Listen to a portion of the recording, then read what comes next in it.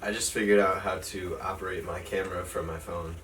I'm looking at myself right now. It's kind of cool. Good morning, class.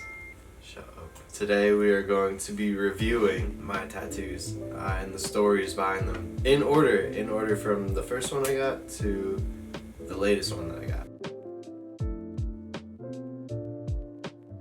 Also going to be reviewing Stone IPA variety pack, so that should be interesting. Also, my next investment is a mic, because I'm sure the audio quality isn't great right now. So, without further ado, let's get into it. First IPA that I'll be trying is the Stone Fear Movie Lions Hazy Double IPA, 8.5%. Starting out strong. So, my first tattoo, it was actually a stick and poke. I got it at my friend Mia's house when I was 18 years old. It was a stick and poke and it was very painful, but I had no point of reference to tell how painful a tattoo was, so I was like, yeah, sure, whatever, it's good, you know, being a tough guy or whatever. I got the word thick on my ass with 2 C's. I still brag about it. If you don't know me, I do in fact have a dumpy. So, yeah, that's that. Do I regret it? No. My second tattoo was, I got it with my friend Peter Marriage, but this was my first real tattoo. I went to a real tattoo artist, but I got it matching with my friend Peter on my lower right thigh, I guess, right above my knee. And he got his on his left thigh right above his knee, so that when we stand next to each other, there's the two right next to each other. It looks cool, and it was a nice experience, because being able to go with someone for your first real tattoo is a lot more comforting than just going in by yourself. So thank you, Peter, for being there for me. Yeah, that's a rough start. Flavor notes of tropical punch, berry, and peach. So my third tattoo ever. This was also a matching one with Peter. It's a little spaceman. His name is Neil. Fun fact about this guy, I actually drew him up. It was really a nice experience to be able to draw your own tattoo and put it on your own body and say, I drew this. This is on my body forever. So scary. On your body forever. But his name is Neil, and he's a little spaceman. He's got a little cord. It doesn't go anywhere. I plan on maybe attaching it to something on my chest, but my chest just got done, but we'll get to that later. So yeah, it was nice to be able to go with someone as you're still getting into the process of something. On to the next. So this one, I also drew this one. It is a little guy below some mountains, laying up, looking up at the stars. And if you don't see what's going on here, it's kind of like a whole space theme on my arm, on my left arm. And this one was significant because I got a band all the way around my arm, which I intended to be the cutoff point of like everything beyond that point and up. So that was like a good start to creating something as a more whole piece of my body. So that's why that was significant. And I like how it brings it all together, because everything above that can be up for interpretation. If you want to see it as constellation or something this guy is dreaming about, or whatever the case may be, I like it because it brings everything else together. Next one. This is Nova, and Nova has a really cool story. So my friend Ava, she actually picked out this design, or thought of this design for me, and I drew up a design for her. And so we both went to the shop together and didn't know what we had on our bodies that we drew up for each other until we already had them. I didn't look at this as it was being done until it was already on my body, and I didn't know what it was until it was already on my body. Because, well, if you're freaked out by tattoos in the first place, like, oh, I'm gonna have this on my body for the rest of my life, then maybe this isn't for you. But if you can get past that and you have trust in someone and their ability to read what you're about and like what they think you would like, then go for it. Just do it. Or if you don't care at all, obviously, just do it. So that was cool. But what I gave her was a book that was opened, and then from the pages there was flowers growing on one page, and then on the other side of the book it read in cursive, "Invent your life." And and I thought that was really cool for her because she's very free-spirited, and I think it's a good reminder for her that she can do anything that she wants and that she's very capable of growth. I don't know, words are tough right now. This IPA is kind of doing the trick, but you get the point. On to the next. This one's funny. It's just a little squid guy with a 13 wrapped up in its arms. I got this on Friday the 13th. I didn't draw this. It was just from a book. But Friday the 13th in Oneonta, and I got it with Julia the Gale, and she got a little storm cloud with an eye in it and a lightning bolt coming out of it.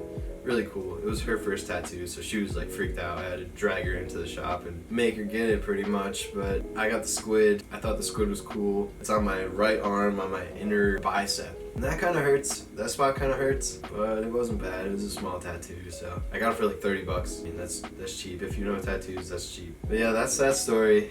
Friday the 13th, tattoo shops usually have deals, so if you're thinking about getting a little piece that you don't care what it is, do that. I'll give that one a 6.2. It was okay. It's really hard to slam. You're not supposed to slam it. It's definitely a sipper. But next one, Tangerine Express Hazy IPA, 6.7%. I like citrusy things. I like sours more than IPAs. Next one, and my latest addition to my sleeve, half sleeve, is a little rocket ship, and I drew this one up. I was thinking about this one for a long time. Yeah, this guy is a little skeleton hanging out of a rocket ship that's kind of blasting off, and the artist wasn't particularly fond of it. It wasn't his style, but I gave him what I drew, did it up for me, and so I'm grateful for that. And it brought a sense of completion to the outline of my half sleeve. I'm happy with it, how it came out, and we actually added the smoke trails afterwards. He just kind of free-handed them. They came out good and they filled up my arm more, so I was happy with that. Tangerine's a little better, but honestly not that much. So this next tattoo, I would say it's my first quote-unquote meaningful tattoo. It's on my left thigh, and it is a skull with some colors bleeding out of it. It's a cracked skull, and I did design this one, but the same guy from Oneonta redesigned the skull because he has a particular way of designing skulls, and I love how it came out. It came out way better than the thing I drew up, but same concept. And this one, the meaning behind it is I'm a really big fan, and I have been a big fan of Mac Miller since 4th grade, so what, 10 years old, and I'm 23 now. It's been 13 years in the making of being a Mac Miller fan. And one of his songs, Soulmate, off the Divine Feminine album, one of the lyrics that he says is, "When you're gone, what will you leave behind?" When you're gone, what will you leave behind?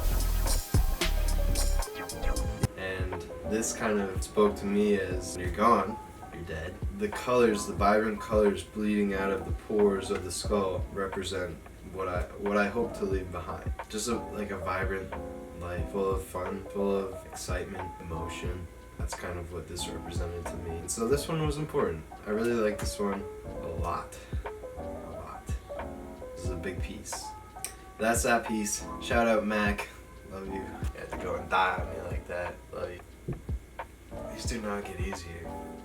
My roommate, Christopher Coyle. Get the beer! I have to get the beer!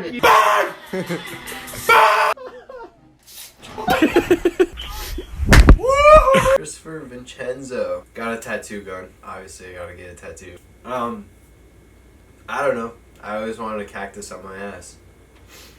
No, I always wanted a cactus somewhere on my body. I originally wanted a cactus with sunglasses, but this is one of this guy's first tattoos ever, so I just said cactus is cool. And he did not disappoint. He gave me a cactus on my left cheek. The little sun guy too. Got videos of that. I was in the Love Shack. Good old days. He gave himself a couple of tattoos with his tattoo gun. They were really good. And Coyle, if you're watching this, I think you should keep pursuing your art form, whether that be drawing, painting, tattooing.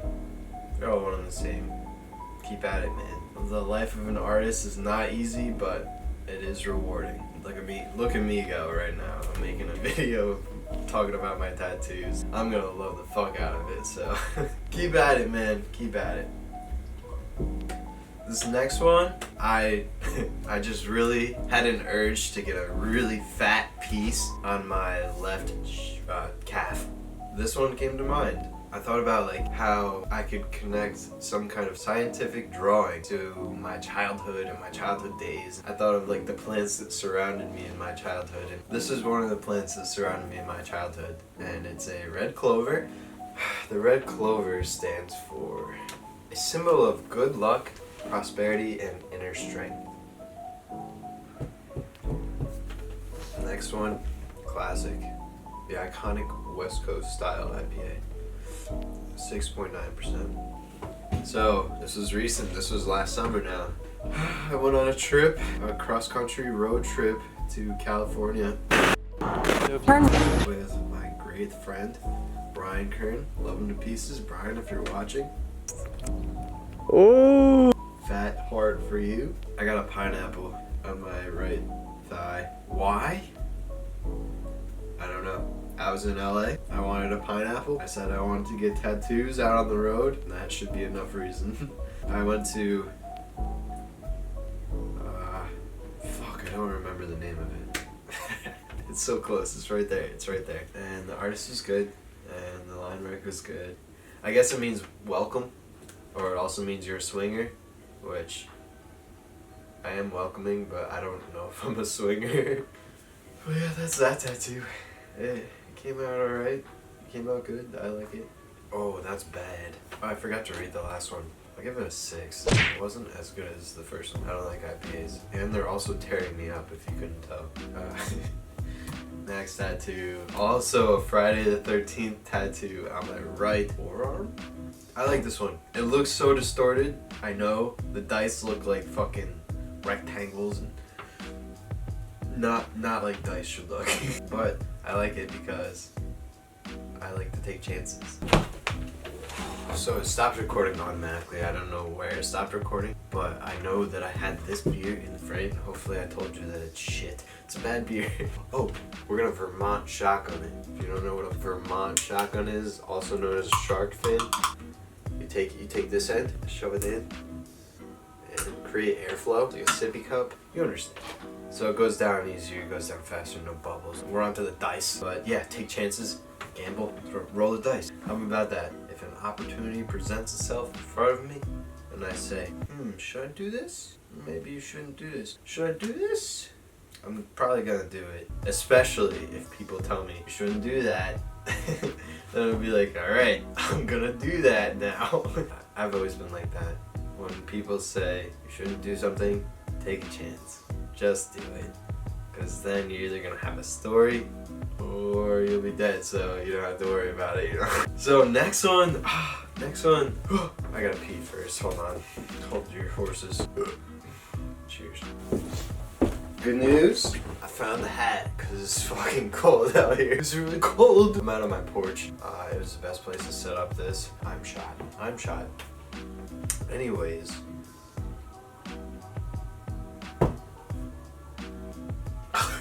That still tastes like shit. The butterfly. This is my butterfly. And I love it. And it's for my grandma. My grandma Susie. She unfortunately passed away recently. And one of her favorite things was butterflies. And so me and my dad went out. He got a hawk. He got a red-tailed hawk on his arm for his dad, who I never got to meet, unfortunately. But yeah, my grandma always loved butterflies, and I knew about that. I went over to her house quite often. She babysat me as a kid. She was a great woman, and I miss her, and I love her, and so this is the least that I could do to make a tribute to her. I really love it. It's a tiger swallowtail. Let me see. Swallowtail. Tiger swallowtail. She liked all kinds of butterflies.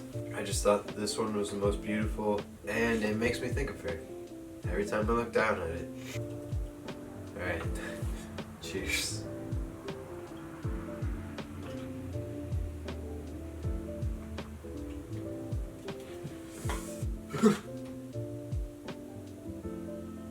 It's awful. I laugh because because this one is called Delicious IPA, but none of them have been delicious. And this one is 7.7% for what? Citrusy lemon drop hops, tropical El Dorado hops. El Dorado is a great movie.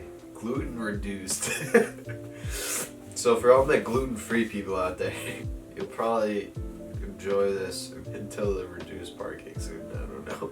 You ever get drunk and your nose gets stuffy? Why does that happen? Garrett, what's the science behind that? Why does your nose get stuffy when you get drunk? Let's fact check that.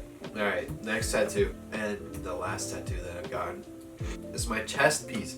My chest piece, or my... I feel like Mary. Shout out Mary. They're bad indigestion. I love you.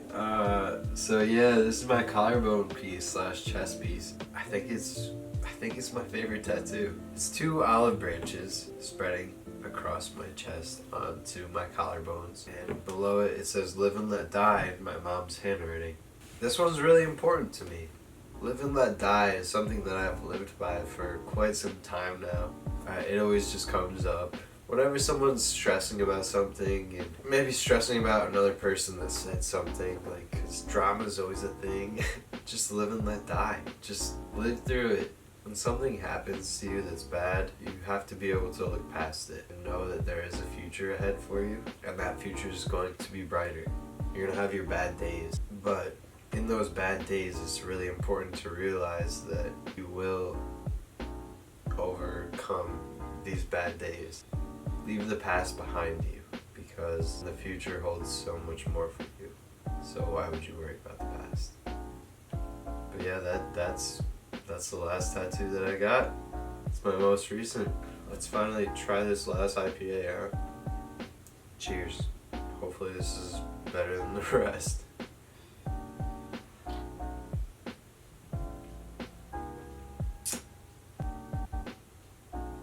Nope. It's not. If you got all the way through this, thank you. I love you. I'm drunk. I love you. 7.7, 6.7, 6.9, 8.5. That'll do it. Okay, hope you enjoyed.